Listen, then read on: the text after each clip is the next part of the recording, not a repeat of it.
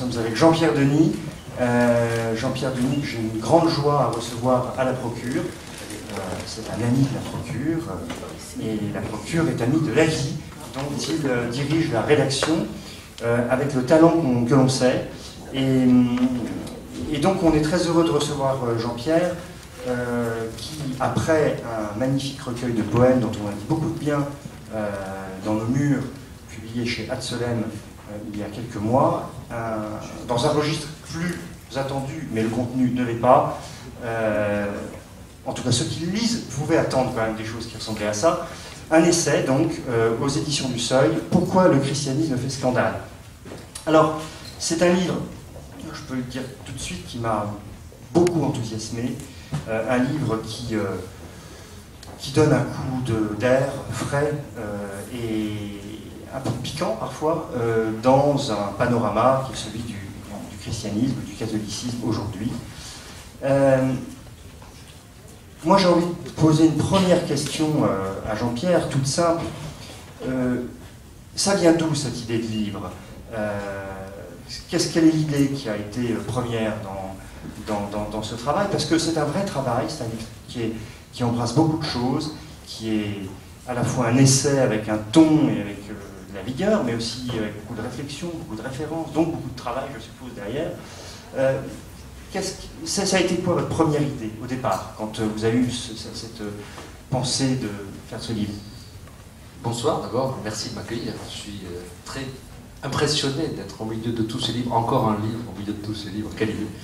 Et moi qui reçois beaucoup de livres comme journaliste, je me dis donc j'ai encore ajouté un livre à la pile.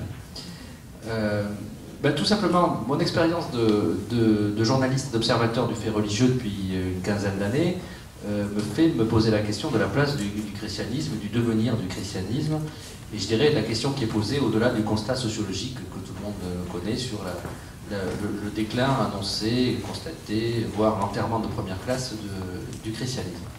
Et en même temps, de l'autre côté, mon travail d'éditorialiste, c'est d'essayer de regarder aussi l'évolution non seulement du christianisme, mais de notre culture.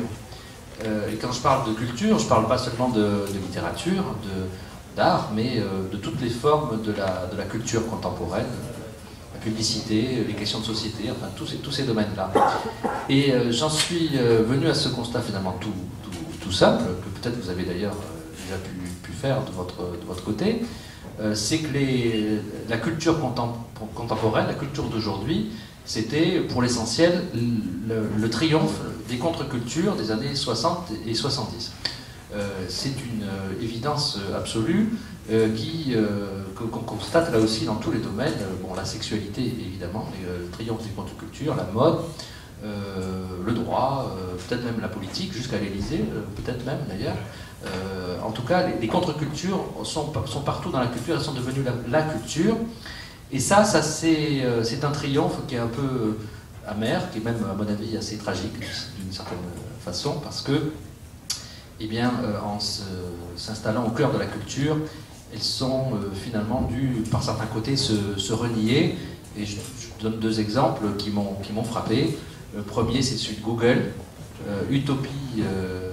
On est dans l'utopie californienne, dans le savoir universel, une gratuité de l'échange des savoirs. Et aujourd'hui, Google, qu'est-ce que c'est? C'est l'institution qui sait exactement où nous sommes, qui veut connaître absolument tous nos goûts pour nous vendre de la publicité. Et donc finalement, les utopies se sont fondues dans le marché. Donc ça, c'est ce que j'appelle la tragédie des contre-cultures. Le deuxième exemple, c'est un livre que j'ai puisé dans un livre que vous avez évidemment en vente à la Procure, qui est celui d'Hamon et Rothman sur mai 68, dans lequel Marin Karmitz, qui est le patron des cinémas MK2, se souvient de sa jeunesse à l'extrême gauche et dit j'ai passé ma jeunesse, j'étais passionné par les marges, et d'ailleurs je n'ai pas changé, je suis toujours passionné par les marges. Simplement, les marges sont devenues des marges bénéficiaires. Voilà. Donc je me dis qu'il y a un raccourci qui est absolument saisissant, il y a une forme de candeur. Voilà. Et pendant ce temps, évidemment, le christianisme, il est où? Donc c'était ça ma question. Voilà. Il est passé où? Eh ben, il est passé à la périphérie de notre culture. Donc je voulais savoir qu'est-ce qui en restait, et à partir de là, qu'est-ce qui commençait aussi. Alors je crois qu'il y a une idée très importante dans votre réflexion et dans votre livre, c'est qu'au fond, le christianisme a eu du mal à gérer quelque chose d'assez compliqué, c'est d'être passé de cette culture dominante qu'il a été pendant longtemps, en tout cas dans notre Occident, d'ailleurs appelé souvent Occident chrétien, ce qui n'était pas a priori la trajectoire prévue au départ, puisqu'il a quand même été largement minoritaire ou persécuté pendant quelques siècles. Il est devenu majoritaire, il est devenu producteur de culture, il est devenu même, je dirais, synonyme de l'état social et culturel dans lequel nous vivions. Et le passage à cette espèce de statut de second rang a quand même été extrêmement difficile. Comment, en deux, trois repères, comment pouvez-vous donner les quelques points majeurs qui, pour vous, marquent ce moment où le christianisme, qui était le maître étalon de la culture, commence à s'éroder et à devenir secondaire? Plus j'ai travaillé dans la préparation de ce livre, plus j'ai changé d'avis, ou plutôt plus j'ai reculé mon curseur. C'est-à-dire que je suis très frappé, alors là comme observateur de la planète catholique, je suis très frappé de voir à quel point on a une grille de lecture qui s'arrête en gros au Concile Vatican II, et donc on se déchire pour savoir est-ce qu'on est allé trop loin, pas assez loin, etc. Bon. Or, en fait, la question vient de beaucoup plus loin. À mon avis, elle vient de beaucoup plus loin. Et donc elle est beaucoup plus intéressante. C'est-à-dire que finalement le christianisme a engendré toutes les formes de critique de lui-même. C'est pas par hasard que Marcel Gauchet dit que c'est la religion, la sortie de la religion. Donc il a engendré ces formes de critique. La théologie s'est séparée de la philosophie. La foi et la raison ont divorcé. On a vu le monde en formule mathématique et on a pensé que les sciences allaient répondre à la question enfin remplacer finalement l'espérance par le progrès. Puis sont arrivées les espérances politiques, les utopies politiques, donc ça vient de très loin, et chaque fois, ça a été une déconstruction extraordinaire du christianisme. Finalement, la question que je me suis posée, c'est de me dire, c'est incroyable qu'il y ait un christianisme. Parce que, avec tout ce que la foi chrétienne a subi, engendré d'ailleurs, et subi comme déconstruction, qu'il y ait encore un christianisme, c'est quelque chose d'incroyable. Et donc ça vient donc de beaucoup plus loin, ça vient de la séparation entre la foi et la raison, ça vient de la crise de l'art quand l'art a arrêté d'essayer de toucher l'invisible pour au contraire essayer de venir au plus près du réel. Donc ça se voit dans la peinture de manière assez, à mon avis, assez frappante. Ça se voit dans tous les domaines. Et si on s'arrête sur la question par exemple celle de la science, c'est extrêmement frappant de se dire que la critique scientifique, depuis la formulation du monde en formule mathématique jusqu'à Darwin au moins, c'est une déconstruction extraordinaire de la cosmologie chrétienne, enfin même de la prétention du christianisme de porter du sens, et malgré tout, il y a un christianisme. Alors certes, il n'est peut-être pas aussi puissant qu'avant, mais enfin il est toujours là, il est toujours présent. Et quand on se demande pourquoi il est toujours là, c'est que finalement on s'aperçoit que toutes les instances qui ont déconstruit le christianisme sont rentrées en crise les unes après les autres de manière absolument systématique. Alors on pourrait parler de l'école. Bon, l'école, c'est d'abord une idéologie. L'école de la Troisième République, elle prétend porter du sens, contre d'ailleurs le sens que promeut l'Église. Aujourd'hui, je n'ai pas besoin de vous faire un dessin, mais je pense que l'école, elle ne prétend plus apporter du sens. En tout cas, je n'ai jamais entendu parler de ça à propos des débats sur l'école. Quel est le sens de l'école? Enfin, quel est le sens qu'apporte l'école? Est-ce que l'école a le droit d'apporter du sens? Je pense que c'est absolument un sujet tabou. Les enseignants n'ont pas le droit, même à la limite, de rentrer dans ces considérations. Donc l'école est évidemment en crise. La science, on est passé de l'espoir scientifique donc on est passé de l'idée que la science allait résoudre tous les problèmes de l'être humain, apporter le progrès. On est passé à la bombe atomique, donc à Hiroshima, on est passé aux interrogations bioéthiques, on s'aperçoit que le progrès qu'apporte la science, il est en tout cas discutable, au moins, et on parle dans l'écologie, on parle de principe de précaution, on dit attention, les OGM, c'est pas forcément nécessairement une bonne solution. Donc la science, elle a perdu complètement son statut de substitution à l'espérance chrétienne. Donc toutes ces institutions qui ont déconstruit le christianisme sont entrées les unes après les autres en crise. Je ne dis pas qu'il faut s'en réjouir, enfin, c'est un constat qui fait qu'il y a vraiment, à mon avis, une crise globale de la culture, et je pense qu'on ne peut pas comprendre la crise du christianisme séparément de cette crise de la culture. C'est-à-dire que quand on regarde, on reste polarisé sur Vatican II, sur l'institution catholique, sur ces questions-là, qui sont des questions évidemment intéressantes, on est complètement à côté de l'enjeu majeur, qui est beaucoup plus large, qui est la crise de la culture occidentale, dans laquelle le christianisme a été le premier touché, mais à certains égards, il reste le seul vivant, alors que les autres sont rentrés en crise les uns après les autres. Alors on a, vous l'avez déjà un peu dit, mais on peut revenir là-dessus, on a quand même un peu l'impression qu'effectivement, le christianisme a été le premier touché, il a été touché même violemment et de plein fouet. L'exemple, vous y faisiez allusion tout à l'heure, de la foi et la raison, le christianisme a été quand même historiquement cette manière pas de manière péjorative, je ne vais pas dire ce mot-là, pas péjorative, mais d'imposer, je dirais, au monde civilisé, ou discivilisé, le fait que la foi et la raison allaient de pair. C'est tout le travail d'Augustin, c'est tout le travail ensuite de Thomas d'Aquin.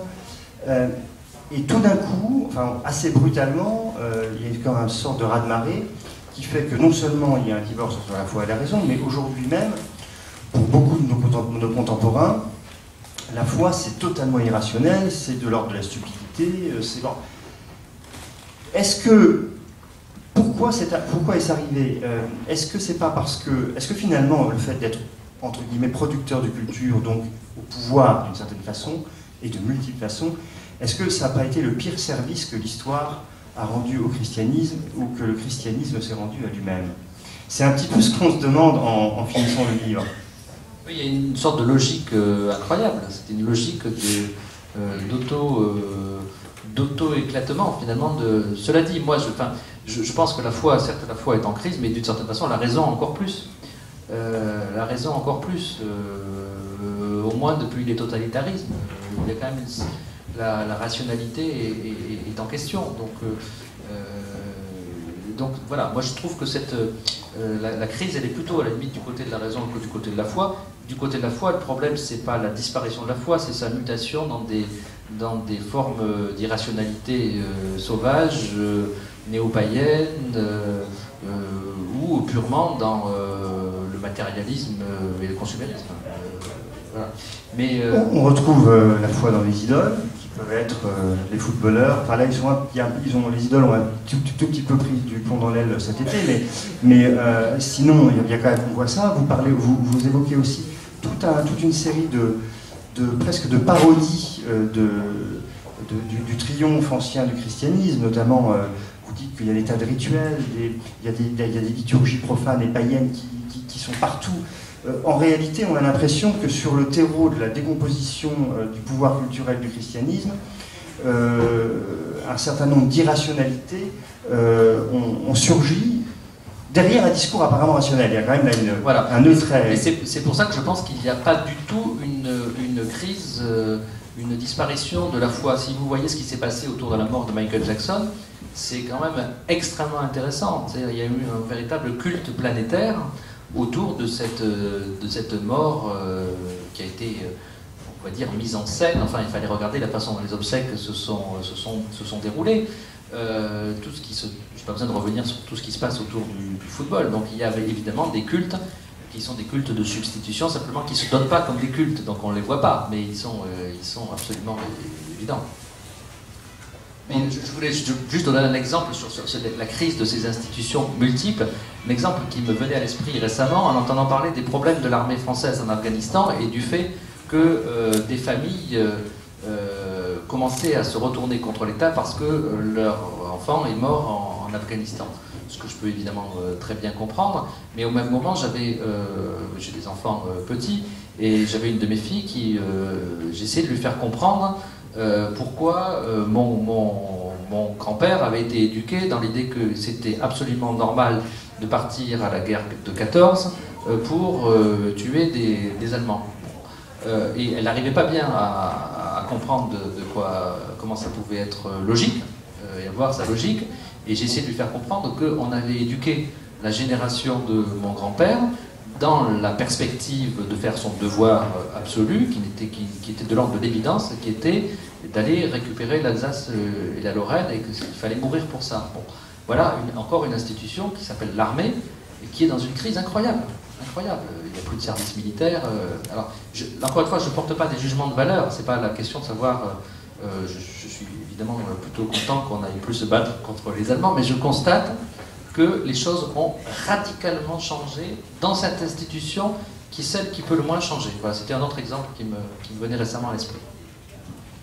Alors, non seulement la religion n'a pas disparu, mais il y a une religion qui est pratiquement une religion unanimement professée. Alors, je ne sais pas comment on peut l'appeler, hein, est-ce que c'est la religion du libéralisme, la religion du consumérisme, la religion de l'individualisme? En tout cas, là, on a autour de ces mots-clés beaucoup plus complexes que, évidemment, un slogan ne peut les définir. Mais on a quand même l'impression qu'il y a une sorte d'unanimité aujourd'hui autour d'une nouvelle religion qui produit une culture qui a quelques petits problèmes aujourd'hui. Est-ce que vous pouvez nous dire deux mots par rapport à ça? Alors ça, c'est vraiment un sujet, je pense que c'est un sujet tabou. C'est un sujet tabou. Pour ça qu'il faut parler un peu. Donc j'espère avoir apporté des éléments pour le briser. Mais je veux dire, c'est un sujet tabou qu'au fond, quand il y a eu les guerres de religion, l'Europe a été fatiguée par le sens, la prétention des religions d'apporter du sens. Est arrivé le libéralisme qui a dit arrêtez la morale, arrêtez, parce que la morale c'est la guerre, donc on va à la place laisser agir la main invisible, et donc les passions privées feront le bonheur public et la prospérité de tous. Et ça, c'est la naissance du libéralisme comme système économique, et petit à petit comme idéologie. Alors là où j'ai dit que c'est tabou, ce point-là sur le fait que quand on parle de libéralisme, ce qui n'est pas tabou, c'est de dénoncer le libéralisme marchand, planétaire, les effets pervers de la mondialisation. Bon, tout ça c'est assez connu. Mais ce que je trouve au moins aussi frappant, et qu'il est un rapprochement qu'il est, j'espère pas trop dangereux de faire, mais enfin qu'on ne fait pas beaucoup, et qu'on devrait faire à mon avis, c'est comment ce libéralisme, on va dire très rapidement, de droite, qui est un libéralisme économique, c'est aujourd'hui complètement confondu avec un libéralisme, on va dire tout aussi rapidement, de gauche, et qui est le libéralisme qui s'applique à la vie privée. Et donc, d'une certaine façon, ces deux libéralismes, celui qui vient de loin au nom de l'efficacité économique et celui qui vient de plus près au nom des utopies de la libération de l'individu, des années 60-70, sont aujourd'hui complètement confondus et sont devenus, sont entrés dans une sorte de communion du marché. Moi je mets une majuscule dans mon livre parce que je crois qu'il y a quelque chose de religieux dans cette adoration du marché, et c'est le libéralisme économique et le libéralisme libertaire qui s'applique, je pense qu'il s'applique aussi bien aujourd'hui à la façon dont on vit dans la famille, dans le couple. Voilà, à la limite, le consumérisme est entré aussi dans le couple, il est présent dans toute la vie publique, il est partout présent. Voilà.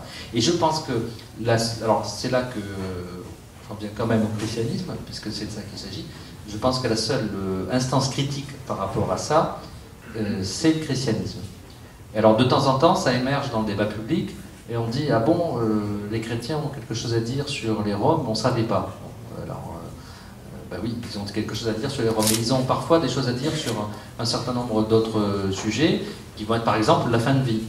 Et ce regard-là, à mon sens, est complètement cohérent, il s'articule sur la notion de personne humaine opposée à l'individualisme contemporain. Mais c'est un sujet extrêmement tabou parce que ça dépasse, ça fait éclater les catégories politiques classiques, finalement. Quand on dit, bah oui, sur ce point, les deux libéralismes, celui de la gauche et celui de la droite, c'est la même chose. Qui critique ça globalement? Parce que, évidemment, il y a des gens qui critiquent globalement tel ou tel point. Je prenais un exemple, j'ai eu l'occasion d'interviewer Cécile Duflot, la responsable des Verts, qui, au nom du principe de précaution, va avoir un discours très prudent sur la question de l'environnement. Et par contre, si je le demande si elle souhaite appliquer le même principe de précaution à la notion de la personne humaine à travers des débats sur la bioéthique, elle va être sur une position qui est au contraire une position que je qualifierais pour ma part d'ultralibérale. Donc, et elle ne voit pas, elle ne fait pas le rapprochement. Alors, j'ai pris cet exemple à gauche, j'aurais pu le prendre tout aussi bien dans l'autre sens à droite. Dans les grandes croyances d'aujourd'hui, il y a cette espèce de certitude que il y a une chose qui est impossible, ce sont les dogmes. Et alors je trouve que c'est intéressant d'en parler aujourd'hui, puisque nous allons assister dimanche à la béatification de Newman. Or, Newman est un de ceux qui a le mieux expliqué que le dogme était quelque chose de très beau, qui n'était absolument pas incompatible avec la liberté. Et il y a une petite formule dans votre livre que je trouve très jolie et que j'aimerais que vous nous expliquiez un petit peu. Vous dites, bon, le dogme, en fait, il faut, je crois, remplir de vie les dogmes. Ça veut dire quoi? Parce que là on est souvent au but face à une sorte d'incompréhension de nos contemporains par rapport au christianisme, à son héritage, à son histoire, à son catéchisme, enfin bon, voilà. Donc, oui, c'est pas une notion... Non, c'est une notion qui n'est pas très, très populaire, on va dire. Avec laquelle, autour de laquelle je trouve qu'il y a finalement une sorte de grand malentendu. C'est un peu comme sur la foi, parce que finalement, des dogmes, il y en a absolument partout. Le marché est un dogme. Donc, et comme tel, on n'a pas le droit de le discuter. Bon, donc... des dogmes, il y en a absolument partout. La question, c'est, puisqu'on parle de dogme, on pourrait aussi parler de tradition, c'est quel sens on met sur ce mot-là. Si on est dans l'affirmation d'une vérité complètement desséchée et qui est une condamnation du monde, évidemment, bon, on a peu de chances d'intéresser avec la question du dogme, parce que je ne crois pas... Pour ma part, je ne me reconnais pas du tout dans cette définition. Par contre, si on croit que, à partir de notions comme celle du dogme et même de celle de tradition, on est sur un chemin de vie, qui est un chemin vivant. Donc la tradition, c'est pas une photographie sépia au XIXe siècle, c'est pas la tradition des traditionalistes, dans laquelle je ne me reconnais évidemment pas du tout. Mais si on accepte la tradition, c'est-à-dire simplement des gens ont marché avant nous sur un chemin, et peut-être que c'est pas une mauvaise idée de marcher sur ce chemin parce que peut-être qu'il va quelque part. Si c'est ça la définition de la tradition, qui est une définition toute bête,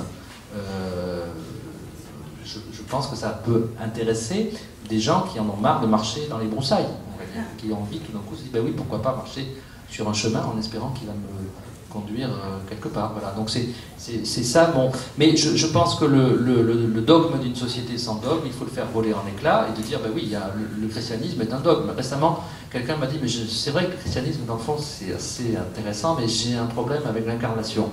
Ben oui, mais sans incarnation il n'y a pas de christianisme. Donc vous avez un problème avec le christianisme, ce que je peux admettre. Moi aussi j'ai un problème avec le christianisme tous les jours. Voilà. Je trouve qu'il y a un peu de démagogie de dire qu'il faut aller vers une religion sans dogme.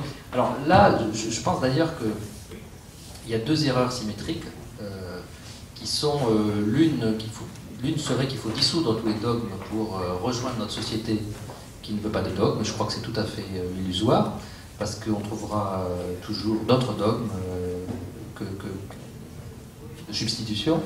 Et l'autre qui consiste à s'enfermer dans une posture dogmatique en disant que tous les autres sont dans l'erreur. Ce sont deux erreurs symétriques. Actuellement, on est plutôt en train d'entrer dans la deuxième, me semble-t-il, dans l'Église. Elle amènera au même résultat, je crains. C'est-à-dire qu'il faudrait essayer de ne pas se situer dans ces deux erreurs symétriques, comme on l'a trop fait, je trouve, au cours des dernières décennies. Alors, puisque on est sur les dogmes, il y a un dogme dans la société actuelle, par exemple, c'est celui de la libération sexuelle. Et ça me permet de faire une petite transition sur les thèmes que vous abordez dans votre livre. C'est qu'effectivement, il y a un certain nombre de, alors je ne sais pas comment on peut les appeler, de vertus, de valeurs. Valeurs, c'est sûrement pas le meilleur mot, d'art de vivre peut-être, ça serait peut-être plus juste, qui sont spécifiques, enfin qui sont universelles vraisemblablement, d'ailleurs vous le montrez, mais qui ont été fortement portées par le christianisme et par des chrétiens. Et il y a par exemple la chasteté. Alors ça c'est un très gros mot, et Jean-Pierre Denis faisant un éloge de la chasteté d'un point de vue chrétien dans son livre, j'aimerais bien que devant le public de la Procure, il nous en parle un peu, parce que c'est pas tous les jours qu'on lit ça, donc c'est intéressant, c'est un autre point de vue.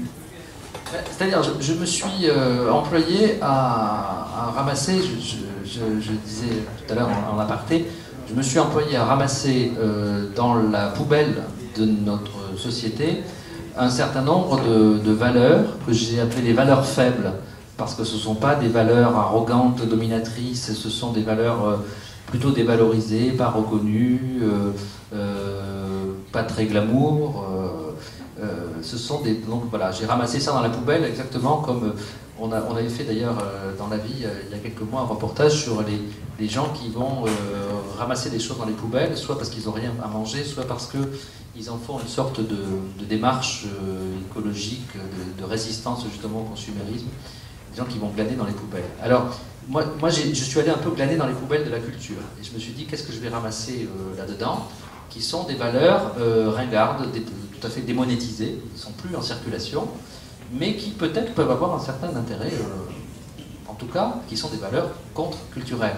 D'où mon idée que le christianisme est une contre-culture. Des valeurs contre-culturelles, c'est quoi? C'est des valeurs qui ne sont pas partagées dans la société, qui sont des valeurs un peu dissidentes, qui ne sont pas des valeurs nécessairement il ne s'agit pas de révolution armée, enfin c'est pas du tout de ça qu'il s'agit, comme les contre-cultures des années 60, c'est des gens qui allaient inventer d'autres modes de vie. Donc parmi ces valeurs, j'en ai repéré quelques-unes, et donc c'est par malignité que vous me proposez de parler de la chasteté, qui est la valeur la moins consensuelle, ouais, mais je vais dire un petit mot. Voilà. C'est typiquement, c'est très intéressant parce que quand on regarde la façon dont est abordée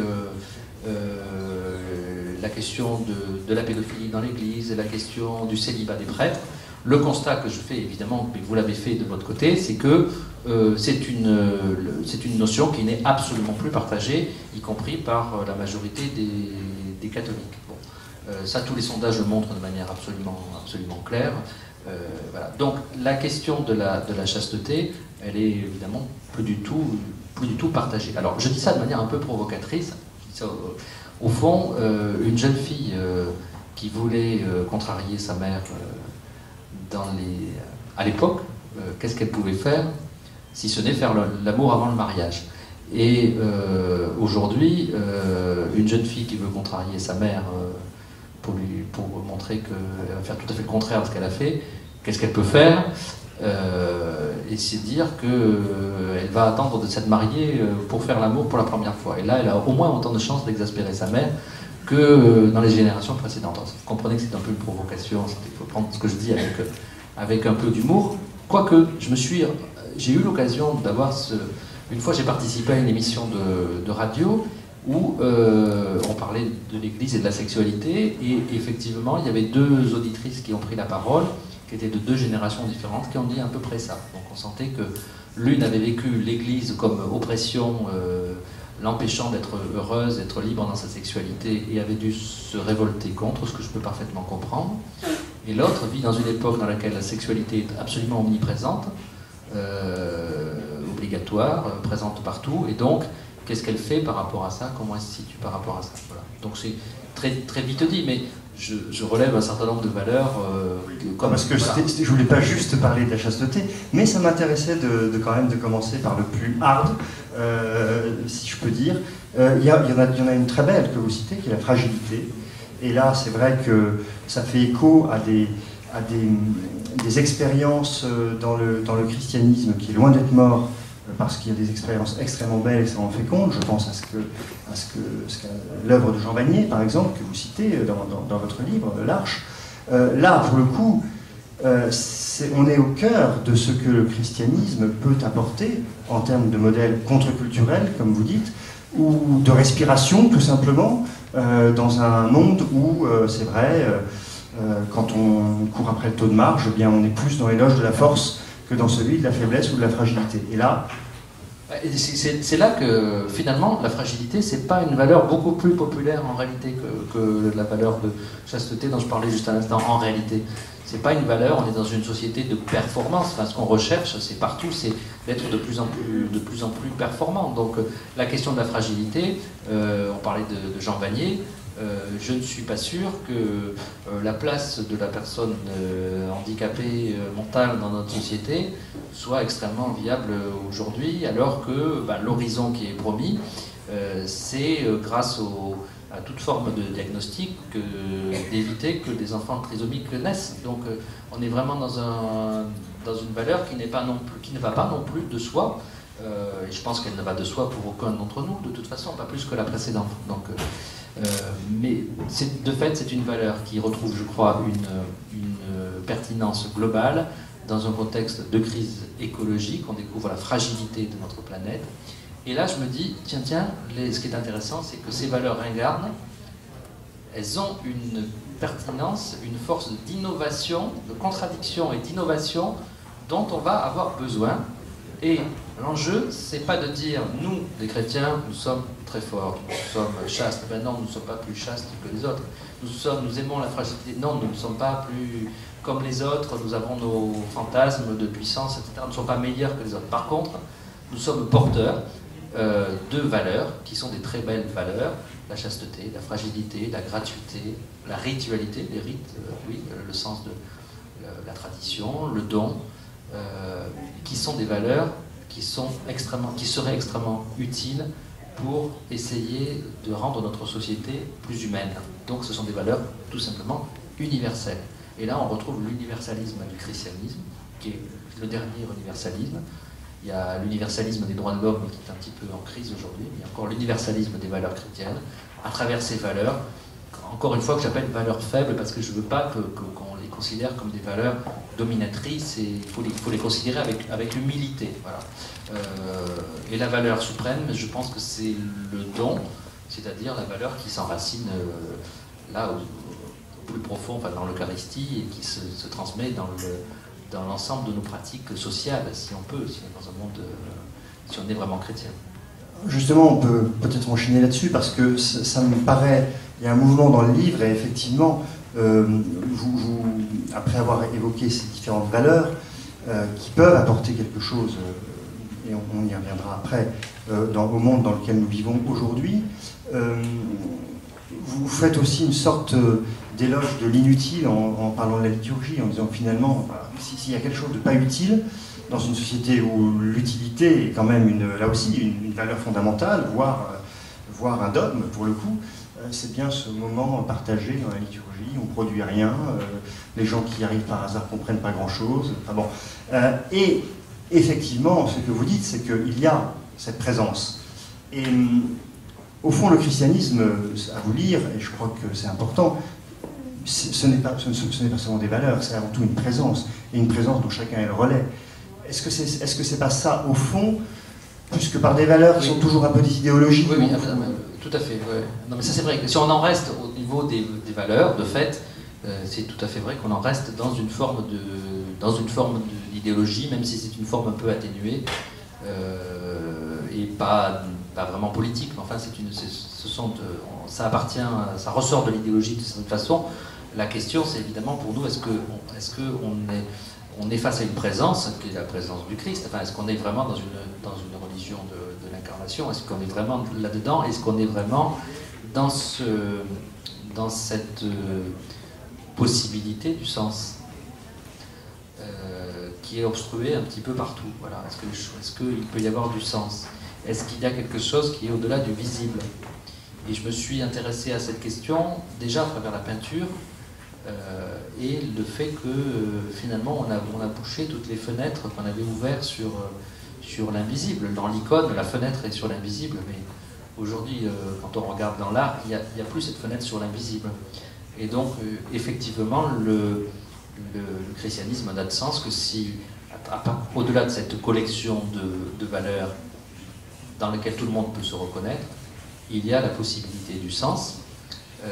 Et je crois que la reconstruction du sens, c'est vraiment le grand apport de la foi chrétienne dans notre société. Le service public qu'il faudrait laisser absolument ouvert, c'est celui qui dit que derrière l'inutilité de nos rites, qui ne servent à rien, eh bien, il y a la fenêtre ouverte sur l'invisible et sur le sens. Merci Jean-Pierre. Denis, je vais maintenant laisser la parole à la salle. Il y a sûrement beaucoup de lecteurs de la vie qui vous lisent toutes les semaines et qui vont peut-être avoir envie de vous poser une ou deux ou trois, quatre questions. La première est généralement longue à venir. Il faut toujours un courageux. Donc, n'hésitez pas. Madame. Oui, par rapport à l'incarnation, il y a peut-être quand même un petit problème. Je vous suis complètement dans les dogmes. C'est l'inutile, enfin tout ça.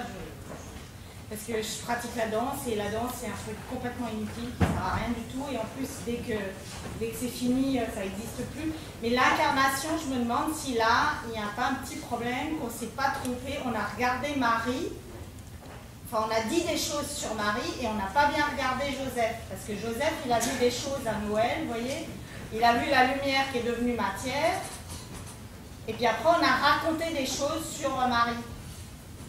Et puis d'ailleurs, Marie-Madeleine, après, elle a vu la matière se transformer en lumière, et on a aussi dit des trucs bizarres sur elle, quoi. Il faudrait une question précise. Donc, la pour question l'auteur. précise, c'est qu'on s'est trompé de sexualité. Et qu'il serait temps de... Prochain livre de Jean-Pierre Denis, peut-être. Il serait temps d'arrêter de faire les bébés à l'envers, quoi. Il faudrait les faire à la façon de Saint-Joseph. Le Verbe s'est fait chair et il a habité parmi nous. Dans les corps des bonnes femmes, ça ne marche pas, hein. Ça mène à la mort pour nourrir les petits vers au cimetière. Donc, il faudrait peut-être arrêter. Bon, en tout cas, que le Verbe se fasse chair dans les corps de tous les humains de bonne volonté. Merci, madame. Alors, en tout cas, oui, il y a un problème avec l'incarnation depuis le début, parce qu'il y a un problème avec le christianisme depuis le début. C'est pour ça qu'il nous intéresse, c'est parce qu'il nous pose un problème constamment. Moi, c'est tout simplement la réponse que j'ai envie de vous faire. On a tous un problème avec le christianisme, et pour ma part, c'est pour ça que je suis chrétien. Y a-t-il une autre question, madame? Mais bien sûr, madame. Je voulais simplement vous demander, monsieur Denis, vous avez cité beaucoup de valeurs, ça m'a beaucoup marqué de la religion chrétienne, catholique en particulier, mais j'aurais voulu que vous parliez de l'amour, parce que c'est quand même ça le plus important, le message de l'évangile. Enfin, il me semble, je voudrais savoir ce que vous en pensez. Et l'amour dans tout ça. Je reformule parce que, comme vous n'avez pas eu de micro, voilà. On pourrait dire l'amour dans tout ça. Non, mais je pense que c'est ce qui traverse toutes les... C'est le soubassement, évidemment, de toutes les valeurs que j'ai essayé d'aborder, évidemment. Sans l'amour, elles n'ont absolument aucun intérêt, parce qu'effectivement, à ce moment-là, on est dans une idéologie et on va vite tomber dans les mauvais côtés de la politique et dans un discours dogmatique dans le mauvais sens du terme. Donc vous avez parfaitement raison de le souligner. De préciser, mais vous parlez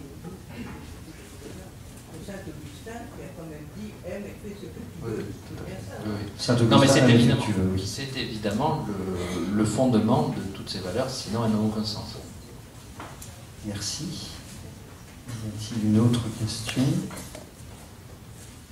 Pas de bras qui se lève. Monsieur?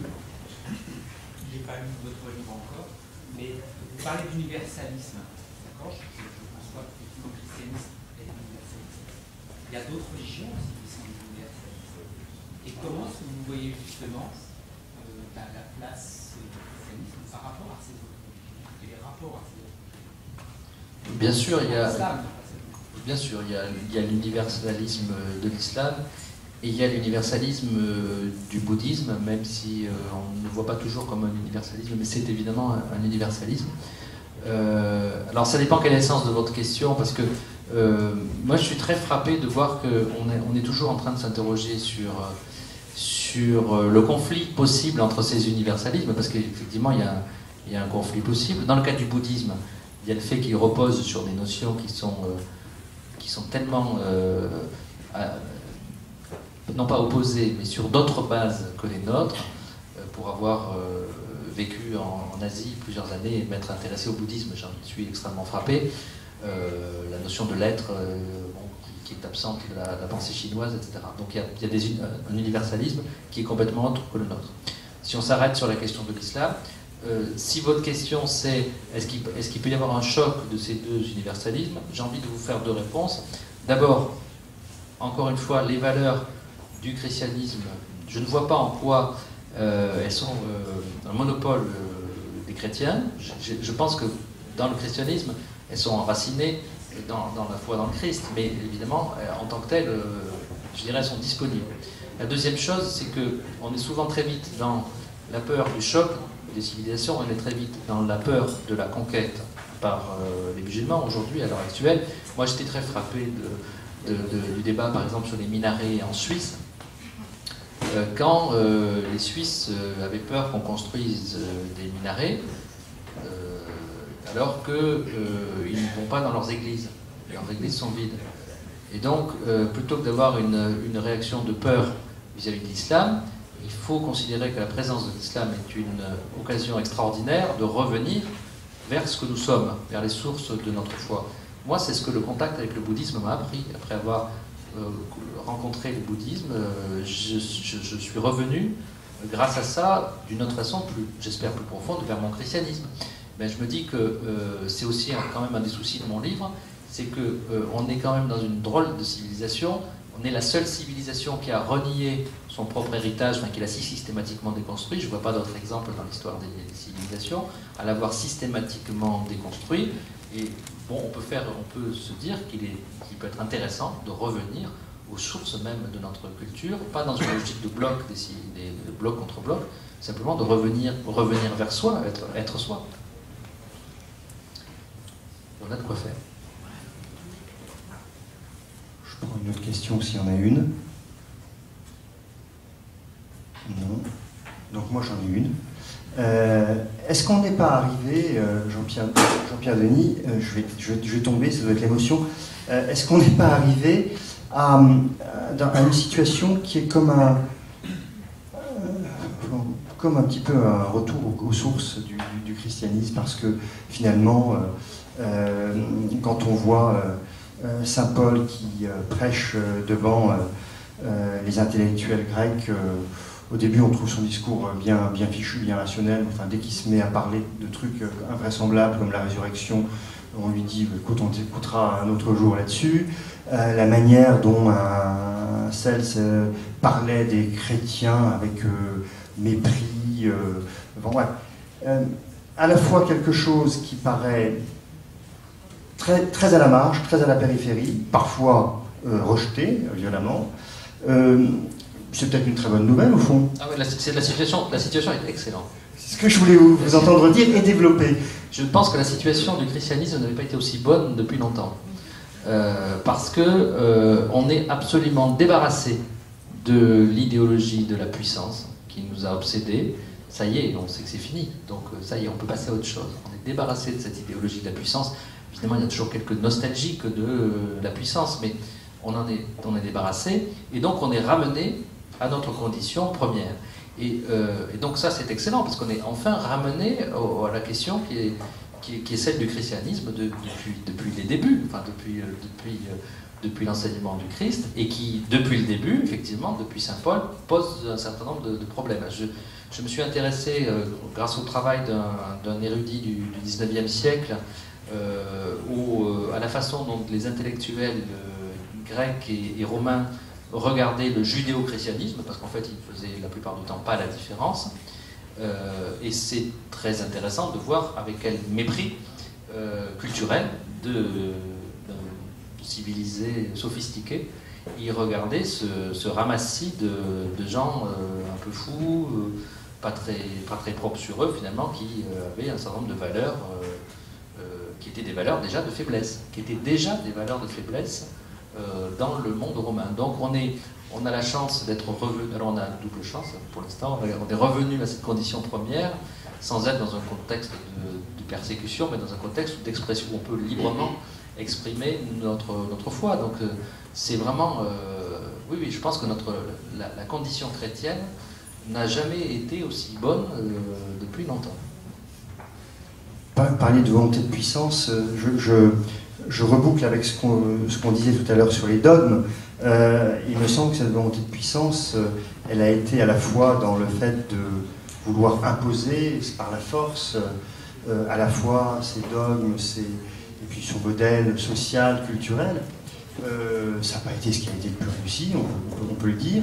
Et puis ça a été aussi à un moment donné de dire que de penser, il y a eu cette tentation récente, que pour justement garder de la puissance dans le monde, il fallait se mettre au diapason, au tempérament, comme disait le musicien, exact de ce monde. Alors je pense qu'aujourd'hui on en est sorti, et à la fin de votre livre, vous expliquez qu'au fond, ce christianisme, il peut avoir énormément de sens en étant en interpellant la société, en étant dans la critique, pas la critique arrogante, pas la critique violente, mais voilà.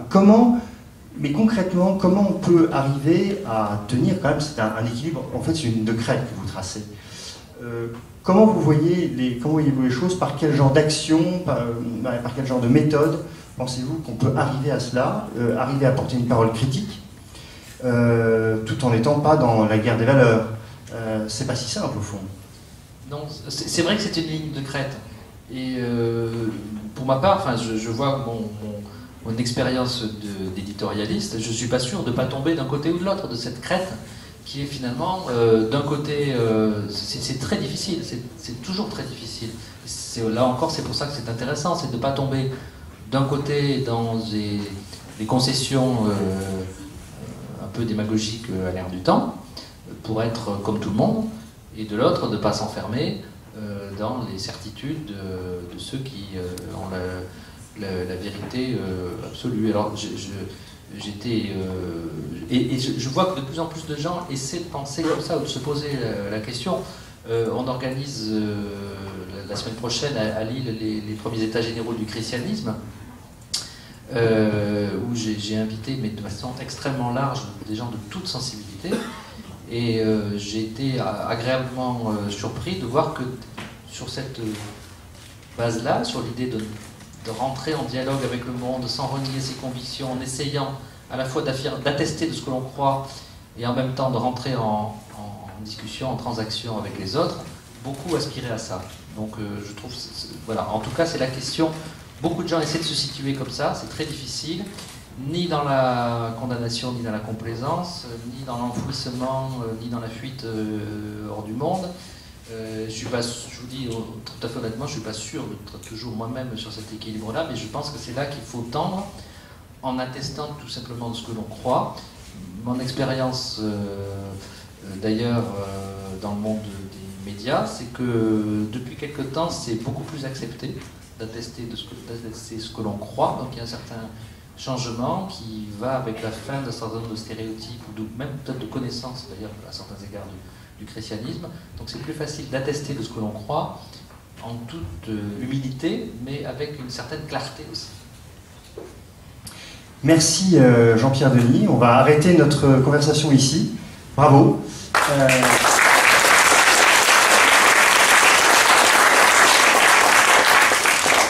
Je rappelle le titre de votre livre, « Pourquoi le christianisme fait scandale ?» C'est aux éditions du Seuil.